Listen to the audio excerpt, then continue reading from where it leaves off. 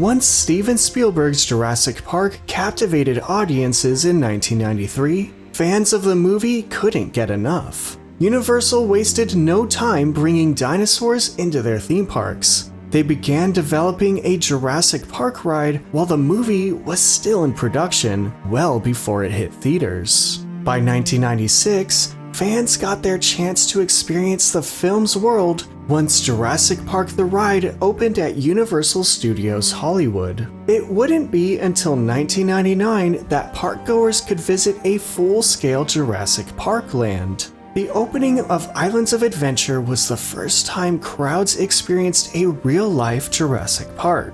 The island was well known for its headlining River Journey attraction, but that wasn't all Universal had planned for the land. Multiple Jurassic Park attractions were cancelled, never being built. The land guests fell in love with was only part of Universal's ambitious plans. Still, the stripped-down version of Jurassic Park was impressive. To complement the majesty and menace of River Journey, Jurassic Park had a gentler side. Families could enjoy a Jurassic experience by exploring the Discovery Center, Camp Jurassic, Pteranodon Flyers, and Triceratops Encounter until that attraction closed and reopened and closed again. The up-close and personal Triceratops Encounter lasted only a few short years, leaving a vacant plot of land in the middle of Jurassic Park.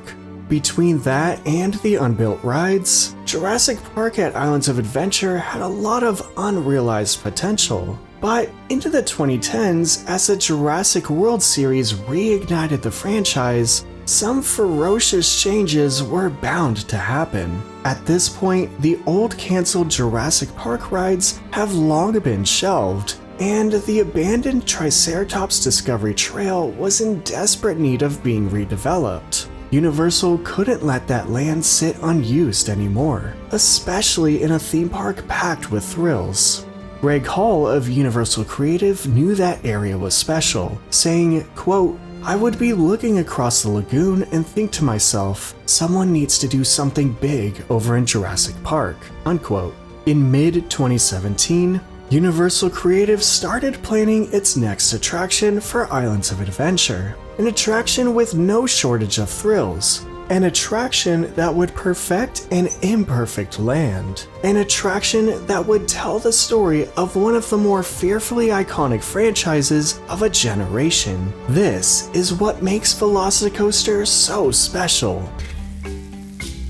Since the early 20th century, roller coaster designers have tried incorporating stories into their creations. Rides like the Dragon Gorge Scenic Railway at Ocean Park, California, were early examples of blending theming with thrills. Just take a look at the most famous roller coasters throughout history. Rides like Matterhorn bobsleds, Space Mountain, and Big Thunder Mountain Railroad. The list goes on. Storytelling is a powerful tool to elevate a ride experience. On the other hand, exceedingly intense coasters, such as the ones found at a park like Cedar Point, can amaze riders by design alone. They don't need overly detailed theming to stand out among the world's best roller coasters. But what if they did? What if a truly elite roller coaster by a thrill seeker's standards put you smack dab in the middle of a jarring Steven Spielberg production? That's what VelociCoaster accomplished.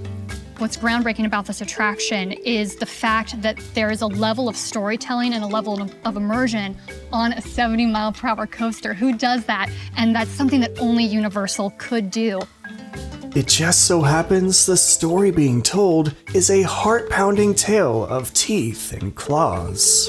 The foundation of our franchise is thrills, and the foundation of a theme park is thrills. So we have provided Universal with dinosaurs that run extremely fast and are very scary, and they've created a ride that is extremely fast and very scary. It is the perfect thematic fit for a thrill park.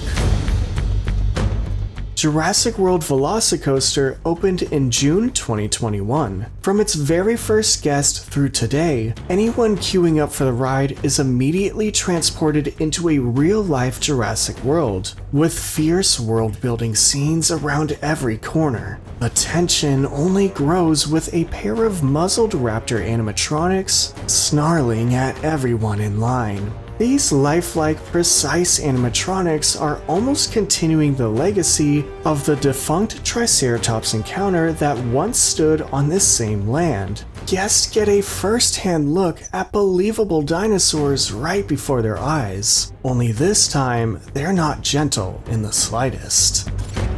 Being on the former Triceratops encounter site came with its challenges. It was confined within the walkways of Jurassic Park, so Universal had to get creative mainly in two ways. One, how to fit an entire roller coaster in that space, and two, how the coaster would be presented. Leave it to creative problem solvers to turn an issue into a masterpiece. The track layout and overall presentation blend harmoniously to heighten Islands of Adventure and Jurassic Park as a whole. You see, Jurassic Park is a dense, adventurous, and cinematic land. The roller coaster by itself would be thrilling, but Universal still wanted to deliver on the ride's storytelling wherewithal. Building a plain coaster in the middle of an open field simply wouldn't cut it. Universal Creative made plans to fit the coaster in the tight plot of land while also wrapping it over and across the park's central lagoon. The brilliantly designed track layout was created by Keith McVean. Every available inch is used with purpose, building up for an attraction that isn't only perfect as a roller coaster, but also as a sight to behold. The idea to cram VelociCoaster into an active Raptor paddock fits seamlessly into Jurassic Park. It was done as accurately as possible too. The Raptor paddock was designed like an animal enclosure for a zoo, complete with the right environment and vegetation a Velociraptor would need. Thematically, the paddock needs no further explanation. Functionally, it makes for an exhilarating viewing area, adding even more life to an already dynamic land. Consider the splashdown of River Adventure, the winding track of Pteranodon Flyers, and now VelociCoaster's Raptor Paddock viewing area. Now more than ever, Jurassic Park is an interactive area that brings just as much energy as the franchise itself. It's quite the upgrade over an abandoned plot of land. VelociCoaster as an addition is designed so well, it seems as if the area was initially planned with the coaster in mind, even though it was shoehorned in more than 2 decades after Islands of Adventure was built. Being up close is only part of this coaster's beauty. With the constraints of a small plot of land, VelociCoaster also spills out and over the park's lagoon. This section above the water was designed artfully, not just as a ride experience, but visually too. The view can be appreciated soon after venturing into Islands of Adventure.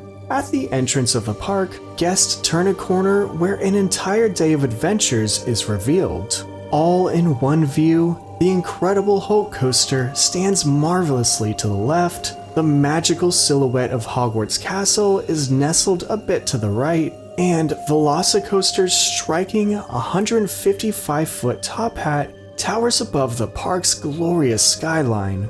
Its freeform curves and bold black paint job are charged with adrenaline at first sight. Right next to that is probably the most picture-perfect frame from any coaster. The Jurassic Park Discovery Center overlooks the lagoon with dignity. But just below, one of the more intense inversions on the planet twists right above the reflective, rippling water.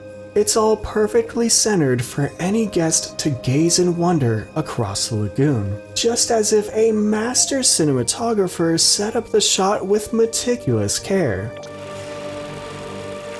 The site in itself is an advertisement for the ride. What else do you need to know? With that kind of display, it needs no sign telling you where it is. it doesn't need to be listed on the map. Everyone knows right away what this ride is all about. VelociCoaster is the tallest and fastest coaster in the park. That is made clear from the moment anyone lays eyes on it, even from a distance. But of course, VelociCoaster is more than a stunning sight. It is a new species of roller coaster after all. Choreography of the ride, it's like a heavy metal ballet.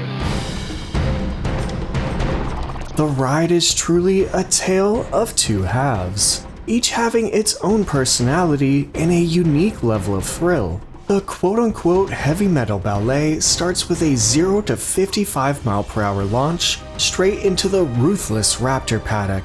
The spaghetti bowl of track is saturated with clever misdirection among an ocean of rockwork that flows with the layout. The coaster occasionally soars above the rocks like a swimmer gasping for air in a swelling sea, before plunging back in for more. The whole sequence is rhythmic but impossible to process in real time.